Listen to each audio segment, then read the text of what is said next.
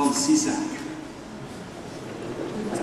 It's an organization that works with collecting societies around the world. They were kind enough to invite me to a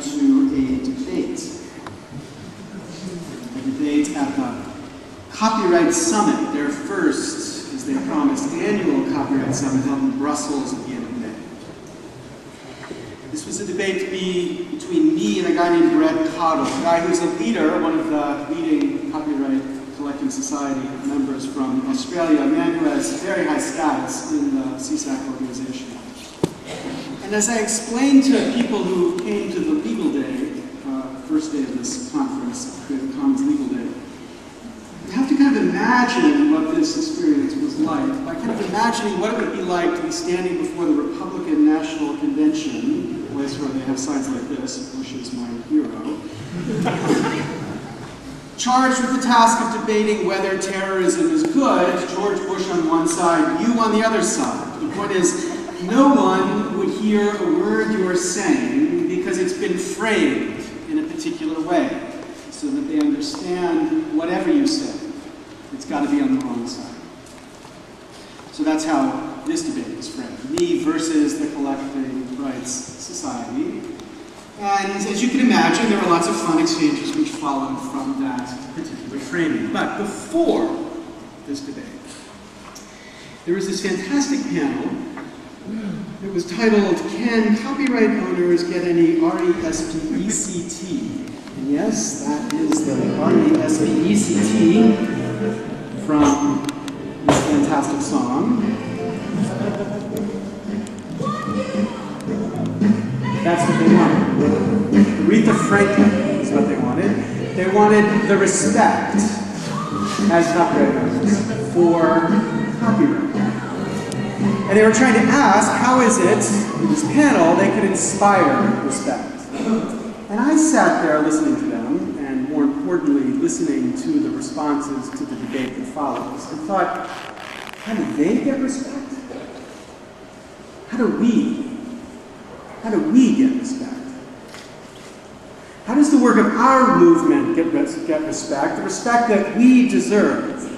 What do we do? What do we have to ask for? How do we demand it? And my thought was, the thought I want to deliver here today as forcefully as I can, that we get that respect by demanding it, and demanding it loudly, like they do.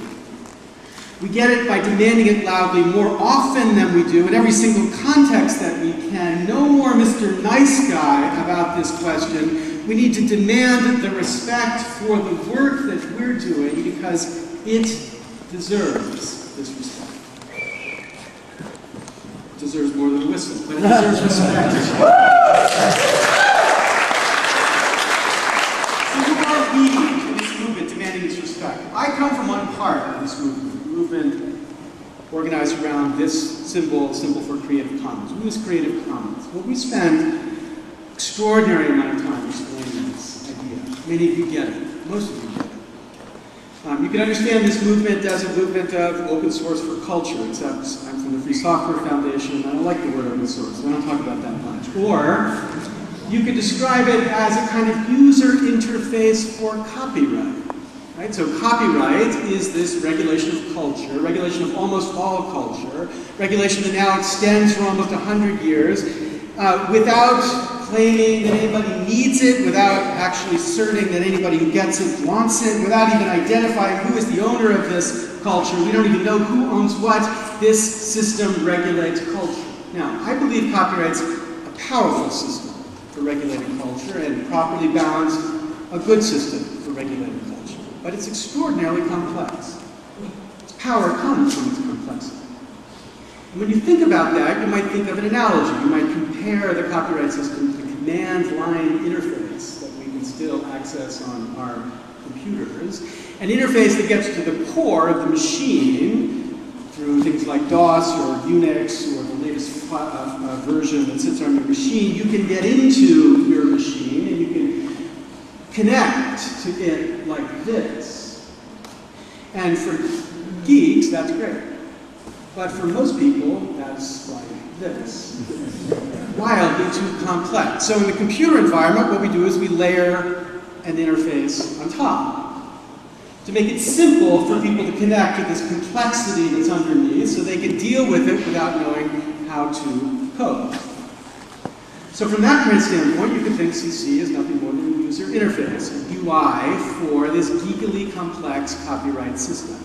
A GUI for copyright, a tool to make this copyright system easier for people to engage. So that's one idea.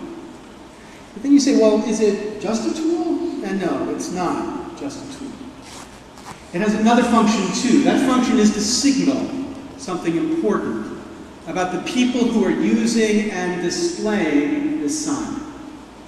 And what is it that's signaling? Well, to get to that, let's think a little bit about what we could call an economy, or maybe economies of creativity.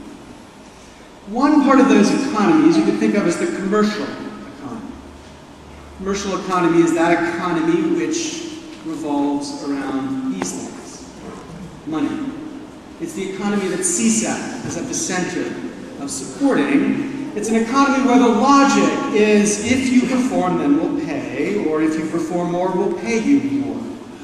A commercial economy relates the activity to a price. This is an important economy, valuable economy. Without it, there'd be less creativity, I'm convinced. There are some things like this, that you couldn't have unless you had something like this economy. Without this commercial economy, they wouldn't be produced. And so we need this if we're to protect the opportunity for that kind of creativity to occur. And that kind of economy, I agree, deserves a kind of respect. The commercial economy deserves that respect. But obviously, this is not the only economy out there. Yochai tomorrow will spend many minutes explaining to you the other dimensions of the economy as he's framed it in his fantastic book. This different economy, an economy which this man refers to as the, quote, sharing economy. The key to the sharing economy is that money is not a component of the terms of exchange that one has within that economy. There are other things that determine how the exchange flows or whether it flows well, but it's not money. Now, you know this economy. You know how weird it is when the lines of this economy get crossed. So, for example, imagine these two people having lunch, and one says, how about next week? Let's have lunch next week. And the other says, no, I can't do it. How about $50 instead? Or this economy, or actually maybe that economy, or actually this economy, what I'm thinking about. Right, here's an economy, it has lots of exchange that goes over time, but if you bring money into this economy, it turns into something like this. These are all economies we know, we live all our life where money is not just absent, accidentally, or rare, money is poison in these economies, the sharing economy. Now, this economy, too, is important. It provides value to our societies. We know many examples of this, institutions which create this value in the context where money is not part of why people are participating in these economies of value. Now, by describing these two economies separately, I don't mean to suggest that people live in them wholly separately. Right? I'm sure this person sings songs to her children. I hope she sings songs to her children. Well, maybe I don't know if she sings her songs to her children, but I'm sure when she sings her songs to her children, she doesn't charge for it, right? She's living in the sharing economy with her kids, even though she lives in another economy and insists on commercial rules regulating it. The same with all of us, right? We live in both economies, sometimes sharing, sometimes commercial. And the point is not then that we have classes of creators, some better, some worse. It's that we have people living in different norms, different kinds of creativity in different spaces, sometimes as amateurs, meaning doing it for the love of what you do and not for the money, and sometimes as professionals, meaning doing it for the money. Now, if you think of these two economies, I want to suggest Creative Commons has a role in helping to protect this sharing economy, and that role is helping people to signal what economy they're playing in. It helps them protect participation inside this sharing economy. So licenses like the by attribution license or the attribution share-alike license are licenses which give people a simple way to signal, I'm inside the sharing economy, I expect to be treated the way people in this economy get treated. And extraordinarily important institutions like science and education and lots of culture flourish inside the protection of this form of the sharing economy. But one question that bounces around in our midst is the question of whether these are the only licenses that ought to be protected in this sharing economy. And to answer that, I want to be a little bit unfair with an example that nobody can resist. This is a song composed by a man named Solomon Linda. Solomon Linda's Zulu migrant worker died in 1962 with about 151 rands in his pocket. This song is called Mbabube. Composed in 1939. It's a little bit familiar. And you might recognize this. Second incarnation of the song. And then maybe this.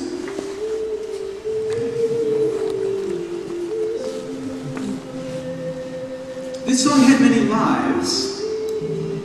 Solomon Linda didn't profit from any of the lives this song had. This song was taken and used by others commercially without him benefiting at all.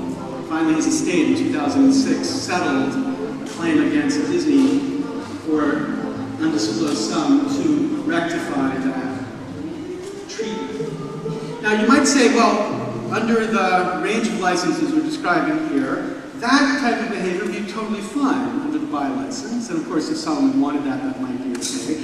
But notice it wouldn't be okay under the share-alike license.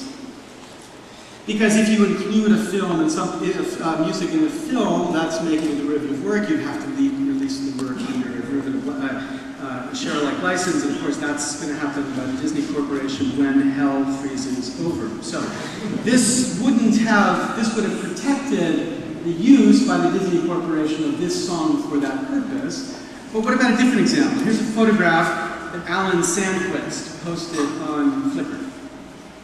And then, flipping through his Auto Week from July 24, 2006, he saw this photograph. And he thought to himself, wow, that's my photograph.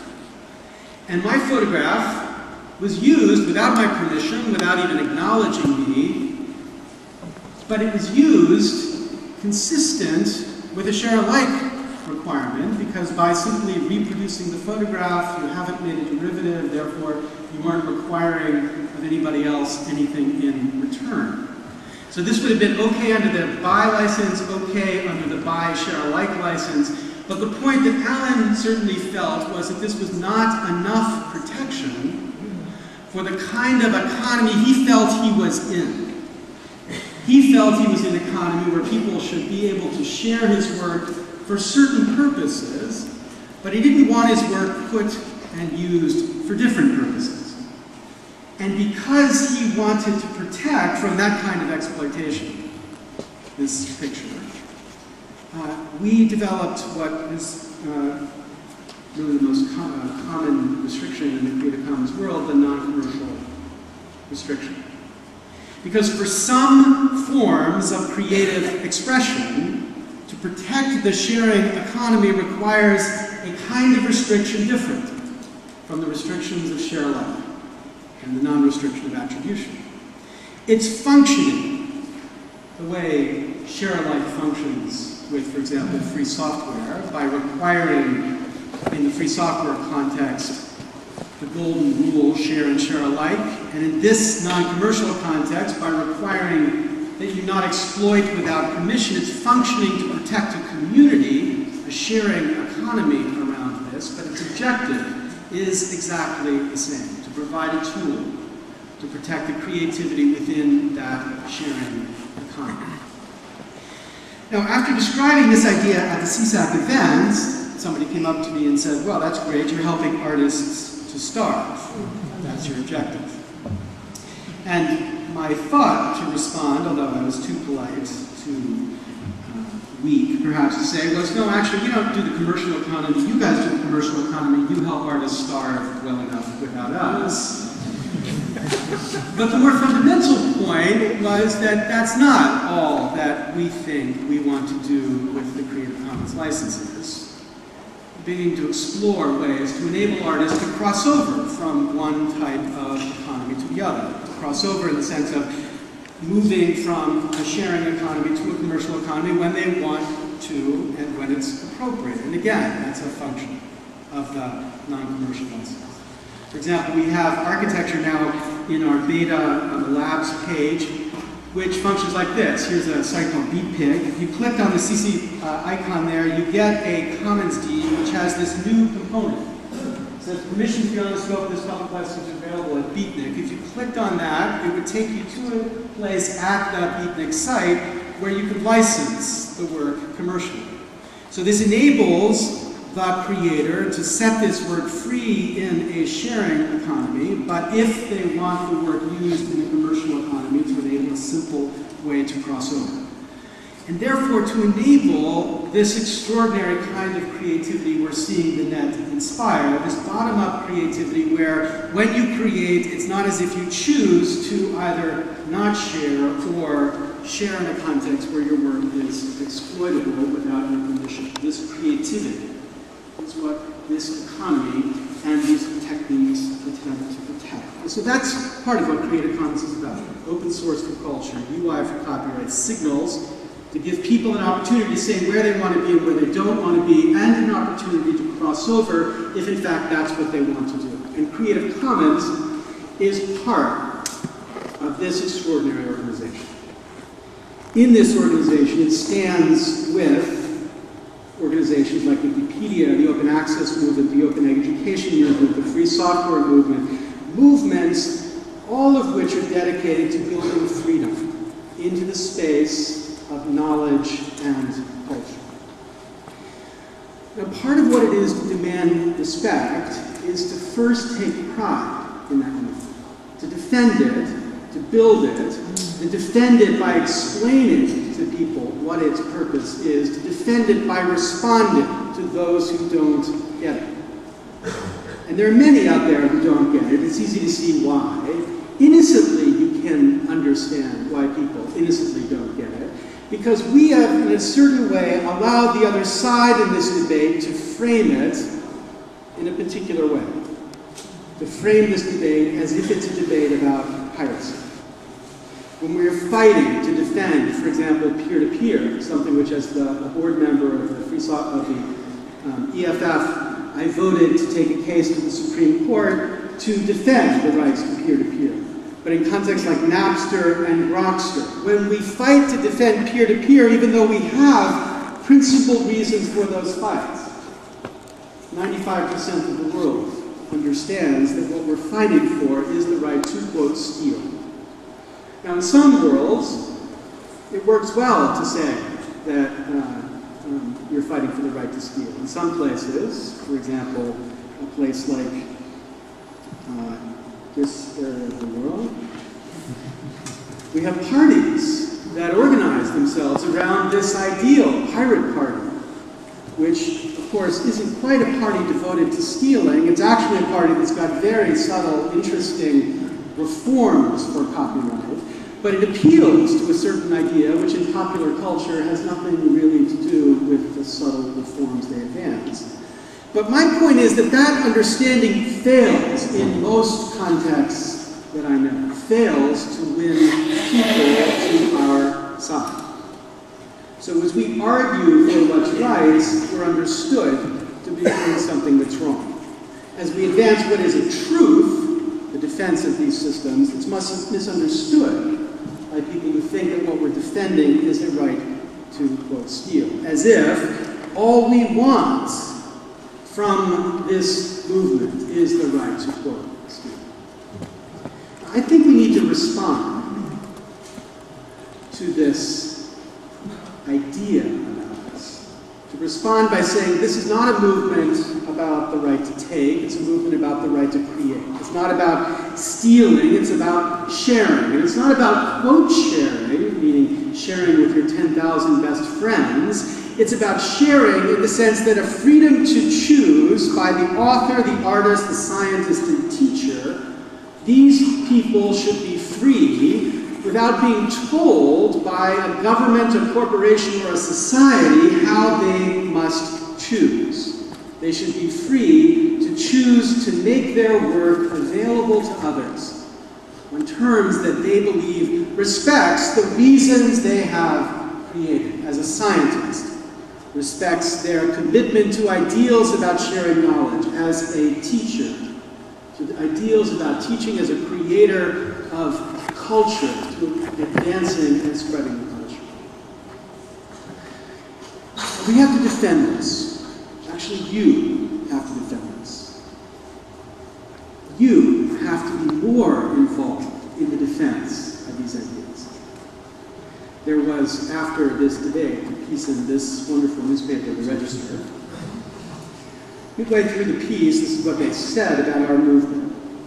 Now, however, he, referring to me, is synonymous with a movement, one based on a fatal flaw, that eulogizes clips of cats falling down stairs or really lame remixes.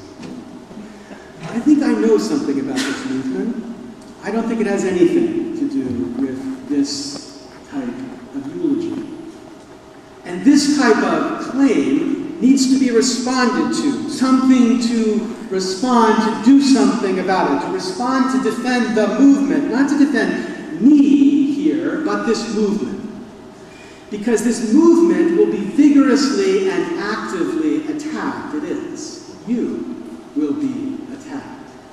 Of course, not because I will be attacked, but you will be attacked, because this movement is not about me, regardless of what the Register says. The movement is about the millions who are building freedom here, the freedom to create and share, the creativity, the building of this sharing, the spreading of the free knowledge. These people demanding the right to a freedom, to be free of the insanely outdated kind of regulation that copyright law is, which is not to say free of copyright, but to be free of the insanely outdated law that copyright is. This movement needs to make this demand. It is a movement that must demand it if it's to gain the respect from not just the people who will listen, but from the opponents who attack. Because it is right in what it demands. It is just in what it's demanding. It's insanely good in what it's demanding, and success in this resistance is possible.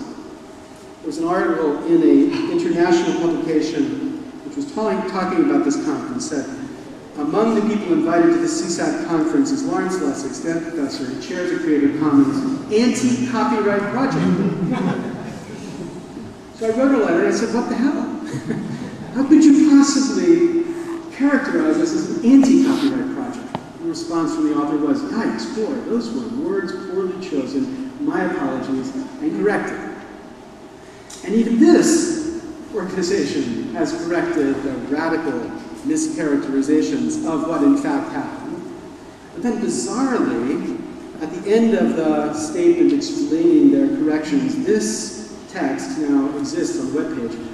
Prior to the panel, Professor Lessig again failed to accept an offer from us to clarify his views over dinner at the Register's expense, as he has declined similar offers from us in the past 3 years. Now, this is a little bizarre way to get a date, I think. First, there was no offer, but I'll tell you, however much I love your movement, there are limits to my willingness to advance our cause, and one of them is I'm not having dinner with this man. But the point is much more fundamental, and this is what I want this talk to make clear. You need to do this defense, not me. Because there are important changes in how I relate to your work. So for the last 10 years, this has been the cause that has taken all of my energy. 10 years. In dog years, that's 70 years. In internet time, that's 1 billion years. 10 years is a great moment for reflection.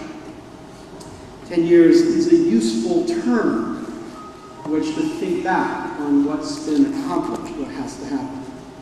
Fantastic latest book by this man who describes coming to the point 10 years into being a politician where he said to himself, look, I'm going to be either get up or get out. And now he's trying to go up, and if he fails, he's getting out. Or this man, Justice Scalia, who I used to work for, used to promise, yeah, I'm only going to stay in this job for 10 years. Never more than 10 years in one job. Unfortunately, he didn't take his own advice.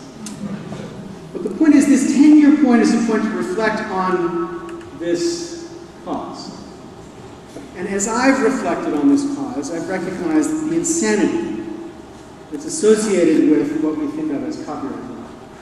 It really has nothing to do with what we think of as copyright. The insanity here has something to do much more fundamentally with the kind of corruption that exists inside a political process.